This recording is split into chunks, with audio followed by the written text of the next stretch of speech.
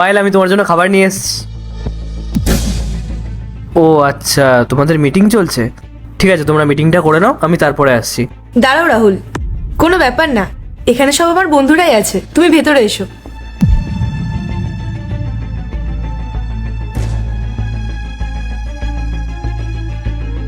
পায়েল, তুমি কি এবার তোমার মেটকেও মিটিং এ অ্যাড করবে? দেখো পায়েল, যদি তুমি তোমার মেটকে এখানে ইনভলভ করো তাহলে কিন্তু আমরা মিটিংটা আর এখানে করবো না। পায়েল, তুমি তো সকালেও কিছু খেয়ে আসোনি, ওই জন্যই আমি আরো কষ্ট করে খাবারটা নিয়ে আসলাম। তোমার তো খিদে পেয়ে যাবে। আচ্ছা ঠিক আছে, তুমি করো, আমি পরে আসছি। দাঁড়াও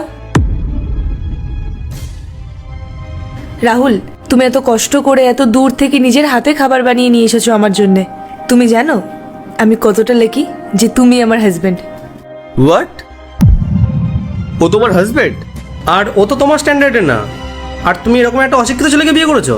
পায়েল, তুমি জানো যখন আমার কাছে টাকা পয়সা ছিল না তখন আমিও তোমার মতো ওরকম একটা অশিক্ষিত ছেলেকে বিয়ে করেছিলাম, কিন্তু যখন আমার কাছে টাকা পয়সা হলো তখন আমি ওকে ছেড়ে দিয়ে মনোজকে বিয়ে করলাম।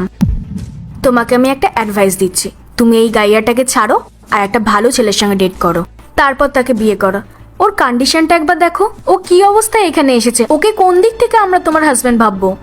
হ্যাঁ, ও তো ঠিকই বলেছে। দেখো, তোমার কাছে টাইম আছে, টাকা আছে, আর তুমি দেখতেও যথেষ্ট সুন্দর। কোথায় আটকে পড়ে আছো?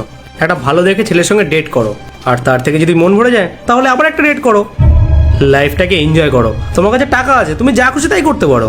পায়েল, যদি তুমি বলো তাহলে আমি আমার একটা বন্ধুর সাথে তোমার আলাপ করে দিতে পারি। সে দেখতে খুব হ্যান্ডসাম, তুমি যদি ওকে একবার দেখো তাতেই পছন্দ করে নেবে। ব্যাস, অনেক হয়েছে। তোমাদের সাহস হয় কি করে আমার সামনে দাঁড়িয়ে আমার হাজবেন্ডের সাথে এভাবে কথা বলার? তোমাদের কি একটু লজ্জা করে না? আর তোমরা স্ট্যান্ডার্ডিটির কথা বলছো, যাদের কাছে একটা জিনিসও অরিজিনাল নেই। এই যে তুমি যে ঘড়িটা পরে আছো এটা তো ডুপ্লিকেট। আর জিয়া, তুমি যে এই চেনটা পরে আছো এটাও তো অরিজিনাল না।